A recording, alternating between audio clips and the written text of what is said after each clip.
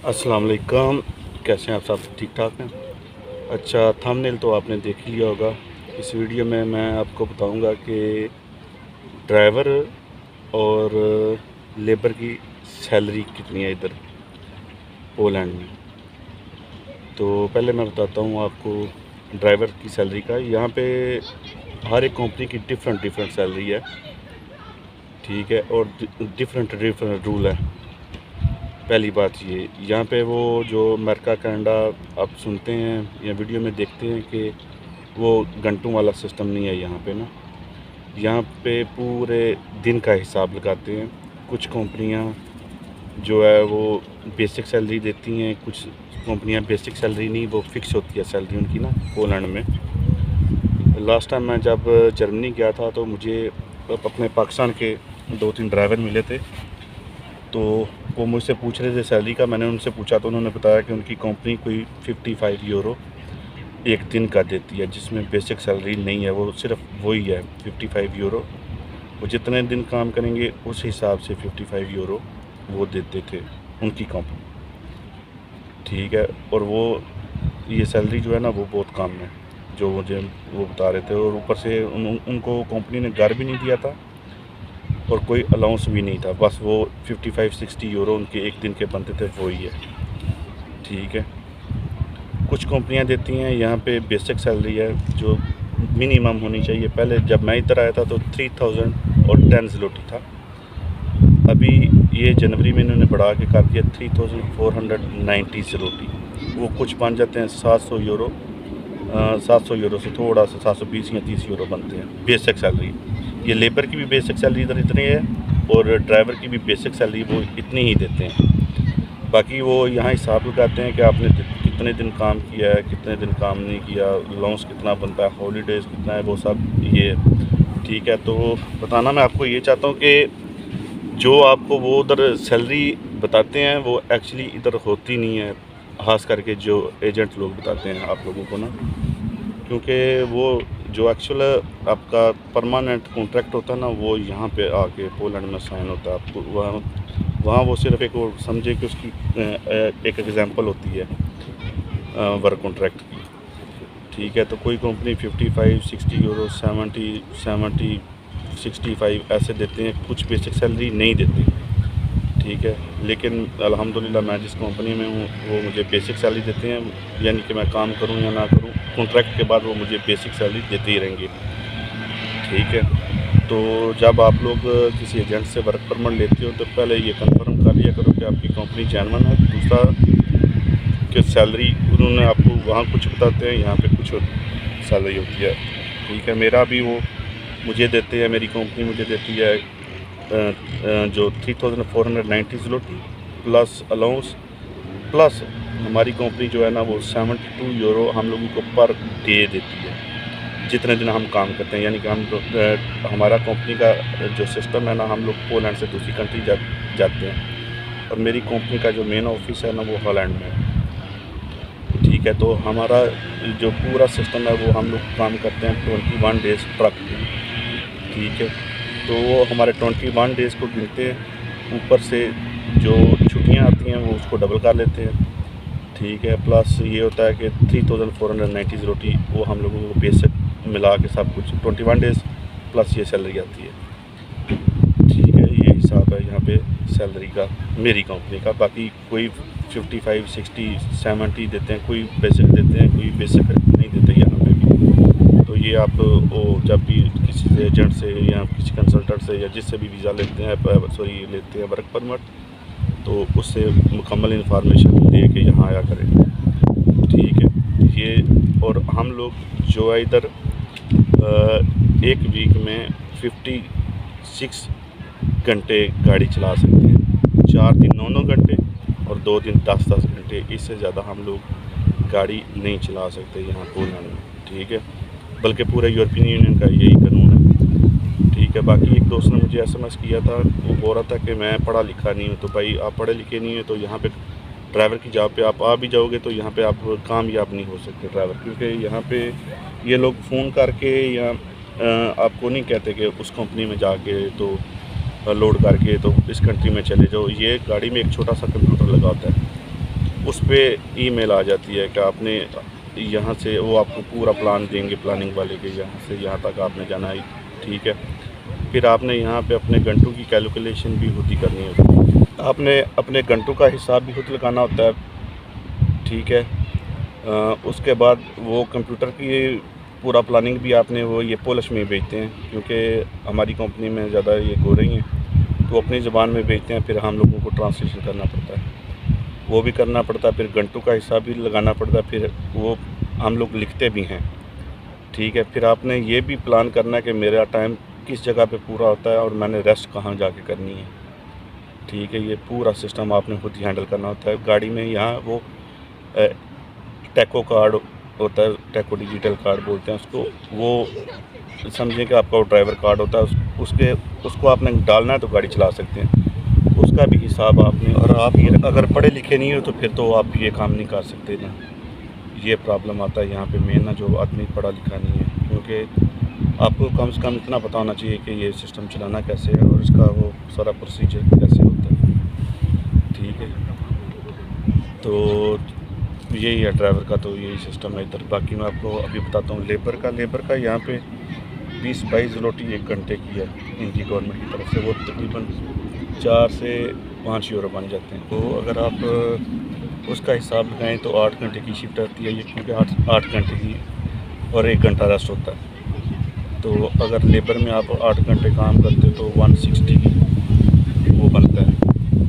फ़र्ज़ करो आप अगर 10 घंटे करते हो तो वो 200 ज़लोटी बनता है। 26 डेज़ में अगर आप, इतना बनता नहीं है लेकिन 26 डेज़ में आप अगर काम करते हो, समझो कि 26 डे मुकम्मल काम करते हो, आप संडे को काम नहीं करते, क्योंकि संडे को काम नहीं होता यहाँ, ठीक है। तो आपकी 20 ज़लोटी के हिसाब से आपका बनता है 5200 ज़लोटी, ठीक है।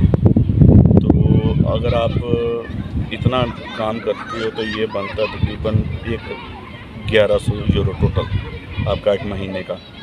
उसमें से यह है कि कुछ कंपनीज अकोमोडेशन देती हैं, ठीक है।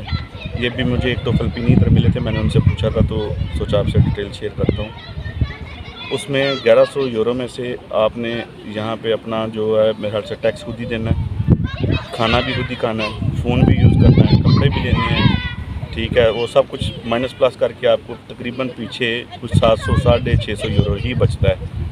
तो वो मैं देखता हूँ कि ये कोई दुबई में एजेंसीज़ हैं, वो ये भी बोलती हैं कि आप उधर जाके 5 लाख लेबर का कमा लोगे तो इतना कमा लोगे, लेबर का तो इतना कमा लोगे, लेबर का भाईजान वो सब झूठ है। कंट्री ये बड़ी अच्छी है, ठीक है, इसमें कोई शक नहीं है, लेकिन जितना वो उधर बोलते हैं ना उतना इधर होता नहीं, ठीक है। तो उनकी बातों में ना आया करें। तो इतनी ज़्यादा लेबर्स की सैलरी यहाँ पे नहीं है, ठीक है। अगर आप पैकिंग के काम पे आते हो, पिज़्ज़ा के काम पे आते हो, फैक्ट्री के काम में आते हो तो इतनी ज़्यादा सैलरीज नहीं होती, ठीक है। वो आपसे झूठ बोलते हैं। बाकी एक और कंपनी मैं देख रहा था, वो एजेंसी है, वो बता रहे थे हम लोग आपको 3 साल का वीज़ा दुबई से लेके देंगे। इनका वीज़ा भाईजान यूरोपियन यूनियन की किसी कंट्री का भी वर्क परमिट 1 साल से ज़्यादा स्टिकर नहीं लगता, फिर आपको वहाँ जाके दोबारा रेजिडेंस कार्ड अप्लाई करना पड़ता है और उसका भी वो माइनस प्लस करके 5-6 महीने तकरीबन लग जाते हैं आते, ठीक है। तो ये हिसाब है। बाकी एक रिक्वेस्ट है मेरी, ठीक है, मैं कुछ पाकिस्तानियों से यहाँ पे मिला हूँ, तो एक रिक्वेस्ट ये है कि अगर आप लोग वहाँ से आते हो अपनी कंपनी के एग्रीमेंट पे, वहाँ पे आप लोगों को सब बताते हैं कि इतनी सैलरी है, इतना ये हिसाब है, आप यहाँ से ये, तो यहाँ आके आप जब दूसरी कंपनियों में देखते हैं ना लोगों को काम करते हुए, तो आप उनको कंपेयर करना शुरू करते हो, तो बोलते हो कि हमारी सैलरी कम है, उसकी ज़्यादा है। तो भाईजान पीछे से जब आप आते हो तो वो आपको बता के भेजते हैं कि आपकी सैलरी इतनी है। तो जब आप यहाँ पे आ जाते हो, जब आप वहाँ से इत्तेफाक करके आते हो, तो फिर आपको यहाँ काम करने में क्या मसला है, ठीक है। ये आप हमारी कंट्री का पहले ही नाम इतना अच्छा नहीं है, आप और मशहूर कर रहे हो, ठीक है, क्योंकि आप लोग वहाँ से आ जाते हो, यहाँ से आके भाग जाते हो। एक कंपनी में से 2 आदमी भाग जाएंगे तो नेक्स्ट टाइम वो किसी को भी एशियन को, खास करके पाकिस्तानी को, वो नहीं बुलाएंगे, ठीक है। तो आप तो आ गए हो तो पीछे वालों का भी काम ख़राब कर रहे हो। तो जब आप यहाँ पे आते हो तो कम से कम आपको कंपनी अच्छी नहीं लगती, तो लेकिन अपना जो टर्नओवर आपका वो एग्रीमेंट है वो तो पूरा किया करो, ठीक है। बाकी आप स्पेन में, इटली में जाओगे तो आपको वहाँ भी गोरा कोई भी काम पे नहीं रखेगा, अपने ही रखेंगे तो, और अपने वहाँ भी आपको 700 से 800 यूरो देंगे। मेरी सब भाइयों से दरख्वास्त है, जो आ गए हैं, जो आ रहे हैं, जिनका प्रोसेस में है, जैसा भी है, कि आप लोग जब यहाँ पे आ जाते हो ना तो वहाँ से भागा नहीं करो। कम से कम अपना जो टाइम टेबल आपने वो 1 साल या 2 साल का कॉन्ट्रैक्ट करते हो वो पूरा किया करो, ठीक है। क्योंकि अभी मैं देख रहा था रोमानिया ने भी पाकिस्तानियों को वीज़ा देना बंद कर दिया है, सिर्फ इसी वजह से कि हम लोग वहाँ से आते हैं, आगे से हम लोग फिर भाग जाते हैं, और जहाँ भाग के जाते हो ना आप लोग, वहाँ भी आपको उतनी ही सैलरी मिलती है, ज़्यादा नहीं मिलती, ठीक है। जिन लोगों के पास पेपर नहीं है उनको वहाँ भी वो सैलरी कम ही देते हैं, ठीक है। बाकी ये वीज़ा हमारा शेंजन होता है, हम लोग घूम फिर सकते हैं सारी कंट्रियों में, लेकिन हम लोग किसी कंट्री दूसरी में लीगल काम नहीं कर सकते, ये भी आप अपने बात ज़हन में रखा करो, ठीक है। तो बड़ी मेहरबानी, जब आप लोग यहाँ पे आ जाते हो तो कम से कम जो आपका वो टाइम टेबल होता है, ठीक है, या जितना कॉन्ट्रैक्ट पे आप आए हो वो तो पूरा करो, उसके बाद आप कंपनी चेंज कर लो। लेकिन वो आप भाग जाते हो, कंपनी फिर बोलती हैं, वो आपस में इन कंपनियों के जो बड़ी बड़ी कंपनियाँ कनेक्शन होते हैं, ये बोलते हैं कि इस कंट्री से बंदा नहीं बुलाओ, इस कंट्री से बंदा नहीं बुलाओ, ठीक है। बाकी मैं अभी आपको थोड़ी सी वीडियो ये भी बताता हूँ कि यहाँ पे ये इन्होंने जो है ना साइन बोर्ड लगाए हैं जिस पार्क में मैं बैठा हूँ, तो ये देखें कि ये बच्चों को कहाँ से अपने को स्टार्ट करा देते हैं कि वो सीखना शुरू कर जाते हैं। बाकी मैं आपको एक और चीज़ दिखाना चाहता हूँ, ये देखें, ये कोई स्कूल के बच्चे हैं, ये पार्क है जहाँ मैं बैठा हूँ, यहाँ पे खेल रहे हैं। तो आपको दिखाना ये चाहता हूँ कि इनको ये सिर्फ जो साइन बोर्ड है ना वो सिखाने के लिए लेके आए हुए हैं।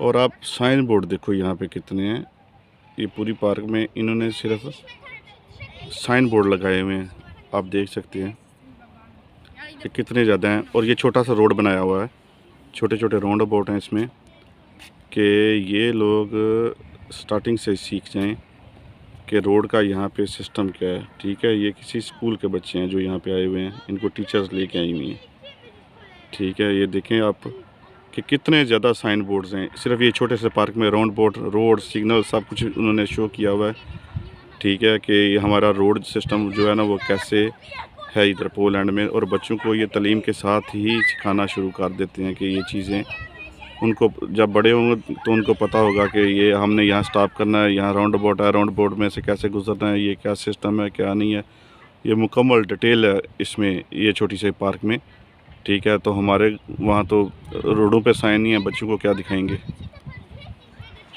एक और आपको मज़े की बात बताता हूँ, ये जो पार्क है ना इसमें मछलियाँ भी हैं, और ये बूढ़े बूढ़े गोरे बहुत ज़्यादा मछलियाँ पकड़ते भी हैं इधर। लेकिन मज़े की बात यह है कि ये पकड़ के फिर उसको अंदर गिरा देते हैं, सिर्फ पकड़ के दोबारा गिरा देते हैं इसके अंदर ही ना।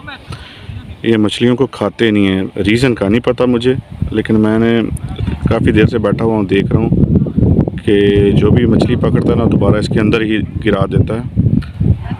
तो ये सिस्टम है इधर। तो ये जनाब कोई स्कूल का टीचर है, इनको हदायत दे रहा बच्चों को कि क्या करना है क्या नहीं करना मछली के साथ, ठीक है। तो बाकी रूल्स बता रहा है इनको ये सभी ना।